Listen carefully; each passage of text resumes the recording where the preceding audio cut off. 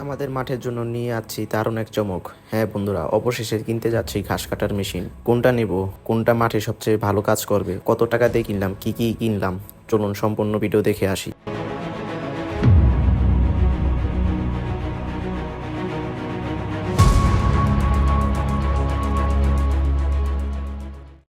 আসসালামু আলাইকুম, সকলেই কেমন আছেন?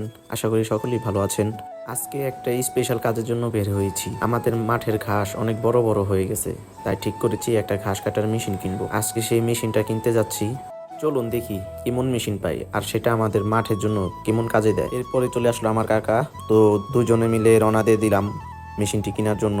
আমাদের মাঠে আগেও একটি মেশিন ছিল, যেটা অল্প কয়দিনই নষ্ট হয়ে যায়, যার কারণে ঠিক করলাম আবার ভালো দেখে আরেকটা মেশিন কিনবো। তো দেখতে দেখতে গুলিস্তান চলে আসলাম।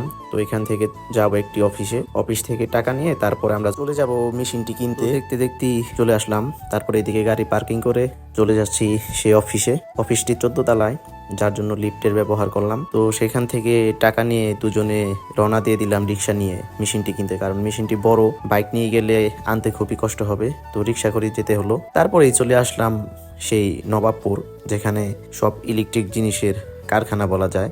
এই যে ভাইরা, দোকানে চলে এসেছি। এখন দেখি কোনটা ভালো হয়, দাম কেমন পড়ে আমাদের মাঠের জন্য, কোনটা বেস্ট হবে। মেশিন কিনতে হলে অবশ্যই আপনাকে দামাদামি করে কিনতে হবে, কারণ প্রতিটা মেশিনে তারা খুব পরিমাণ দাম বেশি চায়।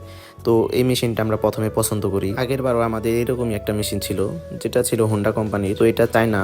তারপরে আমরা আরেকটি মেশিন আনাই, যেটা ওইটার মতোই, কিন্তু এটা মিষ্ট পিসি। তো এটা বের করছে। দুইটা মেশিনে আমাদের খুব পছন্দ হয়। তারপর দুইটা এক জায়গায় রেখে শুরু করলাম দামাদামি। আমরা মিষ্ট পিসিটাই নেওয়ার জন্য দামাদামি শুরু করে দিলাম। আমরা শুধু মেশিনটার বডিটা কিনবো, যার কারণে অনেকটা দাম কমে পাবো। তো তারা মেশিনটার দাম চেয়েছিল প্রায় 15,000। তো আমাদের কাকা দামাদামি করে সেটা 9,000-এ ফিক্স করে এবং মেশিনটা স্টার্ট দেয়। তো মেশিনটা চেক দিয়ে আলহামদুলিল্লাহ অবশেষে আমাদের মাঠের জন্য ঘাস কাটার মেশিন কিনতে পারলাম। মেশিন কেনার আগে অবশ্যই চেক দিয়াবেন এবং সেটা দেখে শুনে তারপরে কিনবেন। তারপরে ঘাস কাটার সে ব্লেড গুলা কিনে নিই আমরা, যেটা আমাদের প্রয়োজন।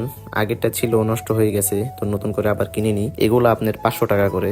এরপর আমরা দেখে নিচ্ছি এগুলা কিভাবে ইনস্টল করতে হয়। সব মিলিয়ে আজকে আমাদের প্রায় 10,000 টাকার মতো কেনাকাটা শেষ হলো। ইনশাল্লাহ সামনে থেকে মাঠটা সবসময় সুন্দর আর পরিষ্কার থাকবে। আপনারা সবাই সাথে থাকবেন, আমাদের মাঠের আপডেট আপনাদের দেখাবো। আজকের ভিডিওটি এ পর্যন্তই। ইনশাল্লাহ আবার দেখা হবে নতুন আপডেটে।